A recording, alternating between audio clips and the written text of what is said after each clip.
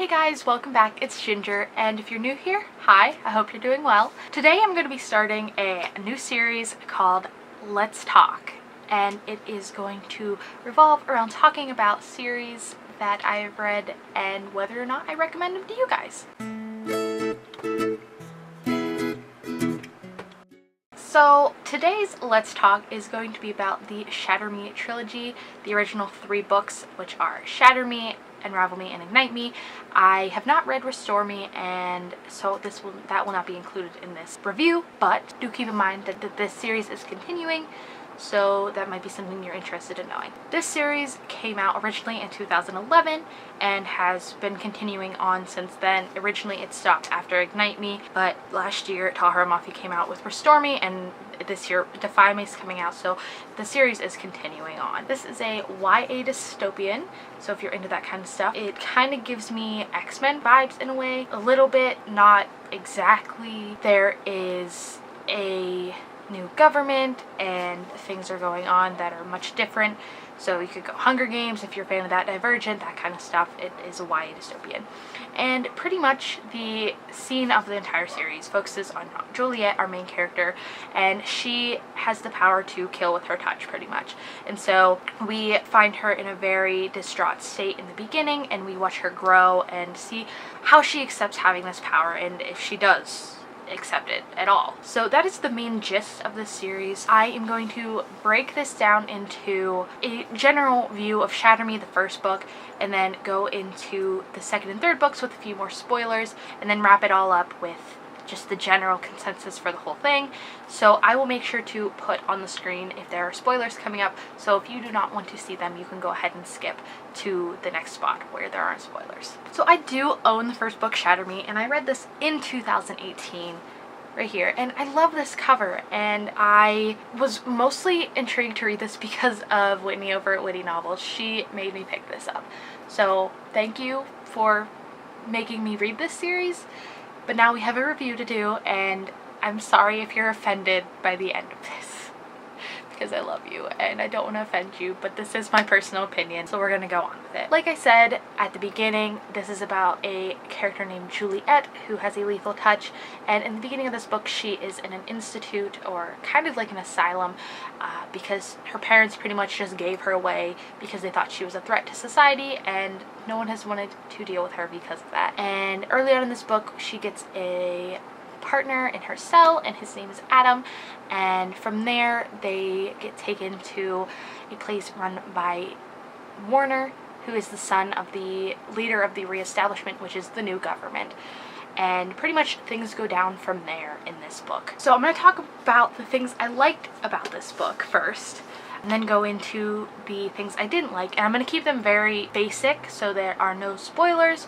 That way if you are still interested in reading this book, you can, and I didn't ruin anything for you. So the first things that I liked, first and foremost, I liked Juliet in the beginning. I liked how she had very human thoughts and her morals were very good, and she was struggling with the fact that she knew that she could kill people just by touching them, and she felt so alone and scared, and something that we humans crave is touch and feeling loved, and that's something she didn't have. So I could really appreciate how Tahara portrayed Juliet in this way, because it was very realistic. Along those senses, I really enjoyed the sensory language that she used, especially with feeling and seeing and whatnot.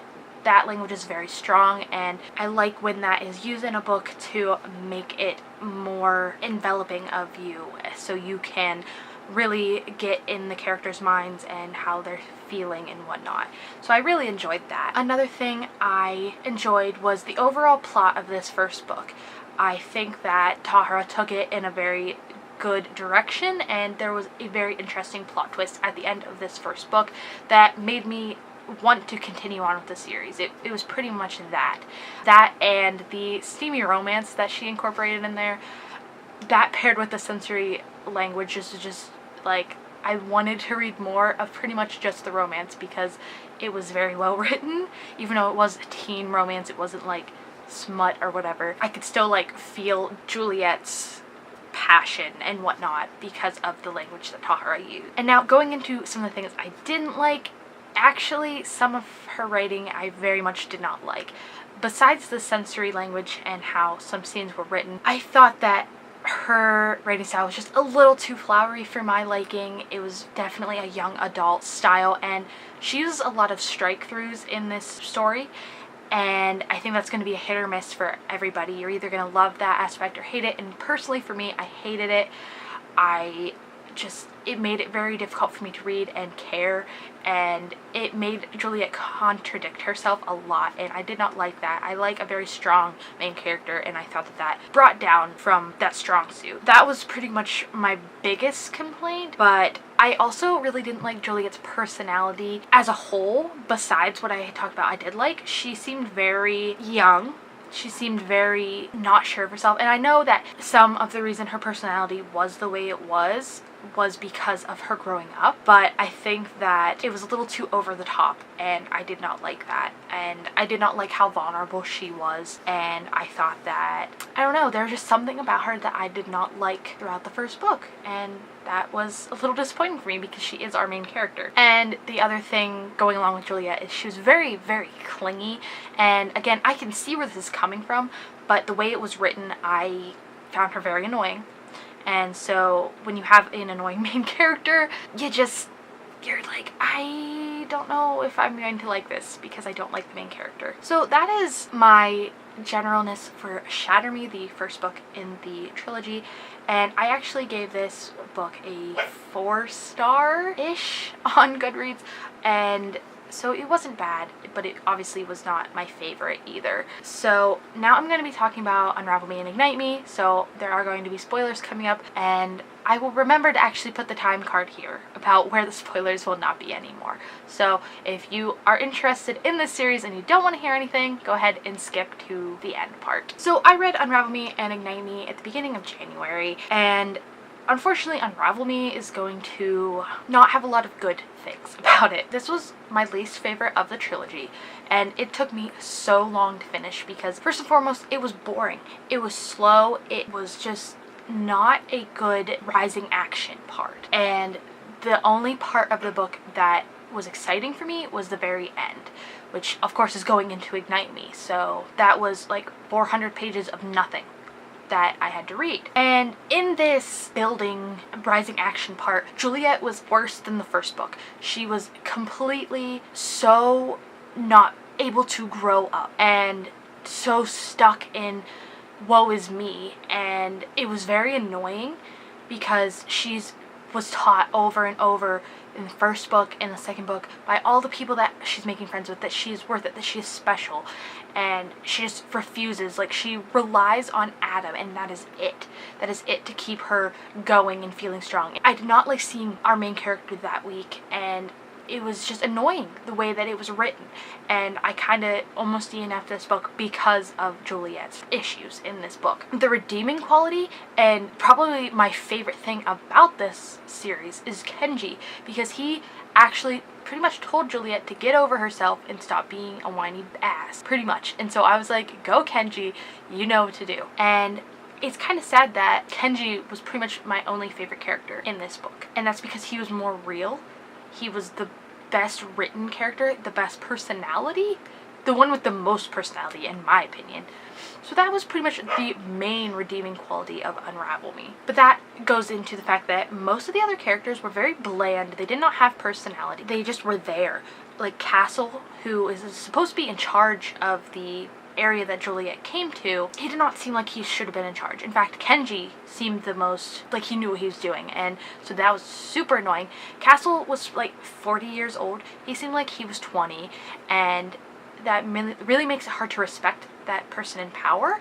And a lot of the other characters I can't even remember except for the main like 4, or I guess main 5, because they were so bland and I didn't care. The other thing that was so annoying was the drama between Adam and Juliet. It was very drawn out, very, very dramatic and annoying.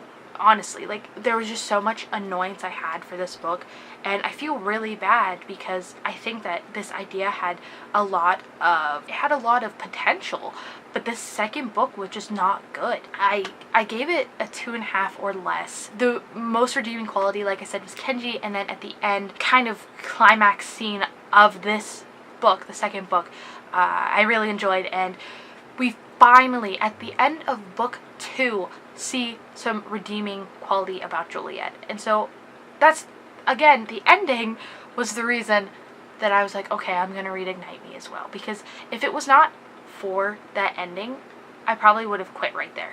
That's how much I did not like Unravel Me. So with that being said, we're gonna talk about Ignite Me now. Get Unravel Me out of the way because it was not good, and luckily Ignite Me was much better. It still had its problem, but coming from Unravel Me, I could finish Ignite Me much quicker and see more redemption in it. The biggest thing, again, I liked was Kenji, still in this book, and Warner. Warner is my second favorite character, and I think that his development in book 3 really makes him a great character, and he does have some personality, and we see more of him, I swear, than Joliet in the whole trilogy, like more of his development. And so I really enjoyed that. And so Warnet, also, like, their romance was what I lived for in the series, and it is what I've heard the most about, especially from Whitney. So I was waiting for that to happen, and the fact that it didn't happen until like book 3 was disappointing, but that was also a redeeming quality because I was here for the romance, not gonna lie. And so when their lovey-doveyness came in, I was like, okay, I can deal with this. But there were still things, like I said, that I did not like, and one of them was Adam's complete change in personality in this book. He was such an asshole, and I understand why people hate him, but I think that that was almost not like his personality in the first 2 books. So I understand that he was heartbroken, but they just completely switched how he was, unless that's how he normally was, and then you want to hate him for pretending the whole time. So no matter what, Adam's transition through this series was not a fun one, which sucks because I kind of liked him in the first book. He was fine, and I didn't understand why people hated him, but now I do. So I get it. I do. But at the same time, I can see how him realizing that Juliet likes Warner is like, we've been fighting against this dude this whole time. I can understand it, but it was too much of him being an asshole that it just seemed over the top to me. I also thought that this book lacked information on the world, like world building. It was much more on a Juliet not being a baby and growing into a stronger person. The whole series, we didn't really know much about the reestablishment. We didn't know about why people have powers now. We didn't understand how this came into being, and that's something like in the Hunger Games that I appreciated. We learned so much more about that stuff and the reason behind it, and this book series just totally did not care about the world. And as someone who really likes fantasy, and high fantasy at that, world building is so important to me, and if I cannot connect with the world that you're trying to give to me, I stop caring, because it's like, especially a dystopian, we're trying to change for the better, but if I don't see much of a reason why you hate them, besides like, yeah, they're government, they suck, but why are they so evil besides killing? Because look at the government now, okay? We kill a lot of people. So I just needed to know more, and I didn't get that, and it sucked. I don't know if we learned more in the newer books, but in this trilogy we didn't, and that was really disappointing to me. And then it was also pretty anticlimactic. I think that the first 2 books had better climaxes, because in this book, and again, this is a big spoiler, Juliet just kills the dude and kind of takes over. It's not like, there's not even a big race, like they make it seem so much bigger than it is at the end. Like, there's no real fight between them. She just kind of shoots him, and it's like, that's it. So that was disappointing as well. I was looking for more of a big epic battle or something, and it didn't happen. So, and the ending itself, like the last page was so unfulfilling, and I just kind of put it down. I was like, okay, I'm done with this series now. Let's move on to something better. So those are the books and how I felt about them, a little more in depth. So now the rest of you who didn't want to see spoilers are coming back, and I'm going to talk about this series, this first original trilogy as a whole, my rating of it, and then how I feel people should read it or not, I guess. Overall, I gave this series probably a 3 or a little higher as a whole. I preferred the first and third book much more than the middle book. It was my very least favorite. I think when it comes to overall plot, the first book had the best one. Things that this series has going for it, it is a dystopian with potential to have a good plot. You might see past the things that I didn't like and be like, oh no, it's a good dystopian book. There is some steamy romance in here that is well written, so if you're in for that, for a YA romance, that has that going for it. And there are, I would say, 2 quality characters that you learn to know better in the second and third books. So if you're willing to stick it out to meet them, then you will have characters that you can actually relate to when Juliet, Adam, and Adam start to fail as being the main characters that are enjoyable, which happens pretty quickly. So, but in my opinion, what it has lacking is a concurrent writing style that stays the same throughout the series. It kind of gets all over the place, and we have the strike throughs and then we don't have strike throughs and then they come back, and it's very hard to understand what she's going for, in my opinion. There's a lack of world building, so if you really like books for the world that the author is trying to create, I would not recommend this. This is definitely more about the coming of age and coming of a person for Juliet, our main character.